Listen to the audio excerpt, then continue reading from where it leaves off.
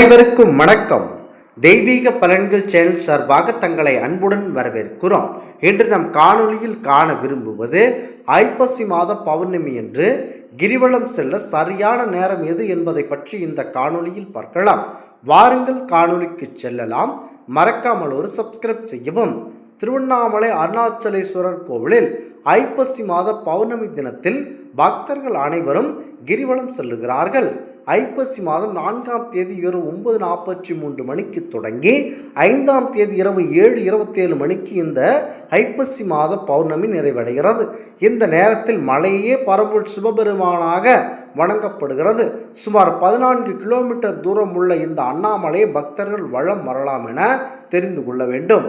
கிரிவலம் செல்லும் பக்தர்கள் கிரிவல பாதையில் நின்று கொண்டு விபூதி பூசிக்கொண்டு பொட்டு வைத்து ஆசீர்வாதம் செய்யும் போன்ற பணம் பறிக்கும் கும்பலிடம் ஏமாற வேண்டாம். இது எல்லாமே பணப்பறிப்பு வேலையாகவே இருக்கிறது. ஆதலால் கிரிவலம் சென்றால் முழு மனதுடன் சிவபெருமானையே மனதில் நினைத்து கொண்டு கண்டிப்பாக செல்ல வேண்டும். நினைத்தாலேயே முக்தி தரும் முக்தி தலங்களில் முதன்மை தலமாக பஞ்சபூத தலங்களில் அக்னி தலமாகவும் போற்றப்படுகிறது அண்ணாமலையார் கோவில். இங்கு ஒரு முறையாவது கிரிவலம் செல்வது வாழ்நாள் செய்த பாவங்கள் அனைத்தையும் போக்கி புண்ணியம் தருமாகும். நவம்பர் மாதத்தில் வரும் ஐப்பசி பௌர்ணமி என்று திருவண்ணாமலையில் எந்த நேரத்தில் வேண்டுமானாலும் கிரிவலம் செல்ல வேண்டும். திருவண்ணாமலை திருத்தலத்தில் மிகவும் முக்கியமான வழிபாடாக கருதப்படுவது இந்த கிரிவல வழிபாடாகும். அண்ணாமலையில் வருடத்தில் அனைத்து நாட்களும் எந்த நேரம் கிரிவலம் சென்றாலும் பலன் கிடைக்கும் என்றாலும் மிகவும் பிரபலமானதாக சொல்லப்படும் பௌர்ணமி கிரிவல வழிபாடுதான்.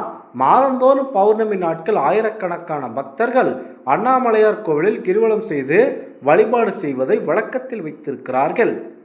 ஒவ்வொரு மாதமும் அண்ணாமலையார் கோவிலில் பௌர்ணமி நாளில் கிரிவலம் செல்வதற்கு ஏற்ற நல்ல நேரத்தை அந்த கோவில் நிர்வாகம் வெளிப்படுத்துவது குறிப்பிடத்தக்கது. அந்த வகையில் இந்த ஆண்டு நவம்பர் மாதத்தில் 5ஆம் தேதியான புதன்கிழமை பௌர்ணமி வருகிறது. இது சிவ வழிபாட்டிற்கு மிகவும் ஏற்ற சிவபெருமானுக்கு வருடத்திற்கு ஒரு முறை அன்னாபிஷேகம் நடைபெறும் ஐப்பசி மாத பௌர்ணமி என்பது கூடுதல் சிறப்புடையதாகும். அஸ்வினி நட்சத்திரமும் பௌர்ணமி நட்சத்திரமும் இணைந்து வரும் நாளில் பௌர்ணமி, அதாவது ஐப்பசி பௌர்ணமி வருகிறது. அஸ்வினி நட்சத்திரக்குரிய தெய்வம் சரஸ்வதி தேவி, பரணி நட்சத்திரத்திற்குரிய தெய்வம் யம தர்மராஜா ஆவார்கள். பரணி நட்சத்திரத்துடைய குறியம் சுக்கிர பகவான் ஆவார். பொதுவாக புதன்கிழமையில் திருவண்ணாமலையில் கிரிவலம் சென்றால் கல்வி கலைகள் தேர்ச்சியும் முக்தியும் கிடைக்கும். அதுவும் புதன்கிழமைகளில் வரும் பௌர்ணமி மகாலட்சுமியும் புதன் பகவானையும் வழிபட்டால் வியாபாரத்தில் நல்ல லாபம், தொழில் லாபத்தில் வெற்றி, பேச்சு வண்ணம் ஆகியவை கண்டிப்பாக கிடைக்கும். முக்கியமாக இந்த ஆண்டு நவம்பர் மாதத்தில் வரும் ஐப்பசி பௌர்ணமி இத்தனை சிறப்புகளும் இணைந்து ஒரே நாளில் வருகிறது. முக்கியமாக அண்ணாமலையார் கோவிலில் கிரிவலம் செய்வது மிக உயர்ந்த புண்ணிய பலனை தருகிறது. அந்த வகையில் நான் முன்பே சொன்னது போல நவம்பர் 4ஆம் தேதி இரவு 9:43 மணிக்கு துவங்கி நவம்பர் 5ஆம் தேதி இரவு 7:27 மணி வரை இந்த பௌர்ணமி திதி இருக்கிறது. இருந்தாலும் நவம்பர் 4ஆம் தேதி இரவு 10:36 மணிக்கு துவங்கி நவம்பர் 5ஆம் தேதி மாலை 6:48 மணி வரை அண்ணாமலையார் கோவிலில் பௌர்ணமி கிரிவலம் செல்ல ஏற்ற நேரமாக அறிவிக்கப்பட்டுள்ளது குறிப்பிடத்தக்கது. இந்த நேரத்தில் பௌர்ணமி கிரிவலம் செல்வது சிறப்பான புண்ணிய பலனை தரவல்லது. வழக்கமாக ஐப்பசி மாதம் பௌர்ணமியும் பரணி நட்சத்திரமும் இணைந்து வரும் நாளில்தான் பாரம்பரிய சிவபெருமான் லிங்கமேனிக்கு அன்னாபிஷேகம் செய்து அனைத்து மக்களிடத்தில் அன்னாபிஷேகம் அளிப்பார்கள். அதை காண்பதற்கு கோடான கோடி கண்கள் தேவைப்படும். அந்த வகையில் இந்த ஆண்டு நவம்பர் 5ஆம் தேதி மாலையே அனைத்து சிவன் கோவில்களிலும் அன்னாபிஷேகம் நடைபெறும். இந்த நேரத்தில் திருவண்ணாமலையில் கிரிவலம் வந்து அஷ்டலிங்கங்களையும் தரிசித்து அண்ணாமலையாரையும் தரிசித்தால் எப்படிப்பட்ட பாவம் தீர்ந்துவிடும். திருமண தடை உள்ளவர்கள் கண்டிப்பாக இந்த கிரிவல பாதையில் மேற்கொள்ள வேண்டும்.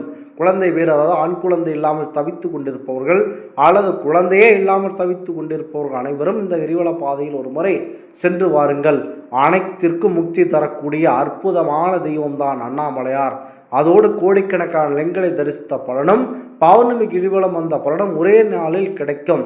சிவபெருமானே மலையாக வீற்றிருக்கும் திருத்தலமாக கருதப்படும் திருவண்ணாமலையில் ஐப்பசி மாதத்தில் இந்த பௌர்ணமி நாளில் அன்னாபிஷேகம் என்று கிரிவலம் வருவது நல்ல பலனை தரவல்லவது. முடியாத அளவிற்கு அற்புதமான பலன்களை பெற்றுத்தரும். முக்கியமாக எந்த ஒரு கஷ்டமாக இருந்தாலும் அண்ணாமலையார் கோவிலுக்கு சென்று வந்துவிட்டால் அனைத்தையும் அந்த அண்ணாமலையாரே பார்த்து கொள்வார் என்பது ஐதீகமாகும். அவ்வளவு சிறப்புமிக்க அண்ணாமலையார் கோவிலில் ஒரு முறை வந்து வாருங்கள், அனைத்தும் நல்லபடியாகவே நடக்க இருக்கிறது. முக்கியமாக அண்ணாமலையார் கோவிலில் அக்னி திருத்தலம் என சொல்வதுண்டு. இந்த அக்னி திருத்தலத்தில் பாரம்பூர் சிவபெருமானையும் அன்னை பார்வதி தேவி முக்கியமாக கிரிவலம் செல்ல வேண்டும். இந்த கிரிவலம் முதல் சென்றவர் பார்வதி தேவியார் அவர்களாகும். பார்வதி தேவியார்களே முதலில் கிரிவலம் சென்று வந்தார்கள். ஆதலால் இந்த கிரிவல பாதையை பரம்பொருள் சிவபெருமானை நினைத்து கொண்டு முக்கியமாக சிவபெருமானை நினைத்து கிரிவலம் மேற்கொள்ளுவார்கள். வீட்டில் அதிகாலையில் பிரம்ம முகூர்த்த நேரத்தில் எழுந்து சுத்தபத்தமாக குளித்து முடித்துவிட்டு வீட்டை துடைத்துவிட்டு பரம்பொருள் கணபதியிடம் வந்து நான் முழுமையாக அண்ணாமலையார் கோவிலுக்கு செல்லுகிறேன், ஆகையால் கூட இருந்து நீங்கள் தான் பாதுகாக்க வேண்டும் என எந்த ஒரு வேண்டுதலுக்கு முன்னாலும் கணபதி வழிபாடு முக்கியத்துவம் பெற்றது. அது எவருக்காக இருந்தாலும் சரி, முதலில் விநாயகப் பெருமானை வணங்கிய பிறகே மற்ற தெய்வங்களை வணங்கிவிட்டு இந்த கிரிவல பாதையை செல்ல வேண்டும். இந்த ஆன்மீக தகவல் உங்களுக்கு பிடித்து இருந்தால் தெய்வீக பலன்கள் சேனலை கண்டிப்பாக சப்ஸ்கிரைப் செய்து கொள்ளவும். மீண்டும் ஒரு நல்லதொரு காணொளியில் உங்களை சந்திக்கிறோம். நன்றி, வணக்கம்.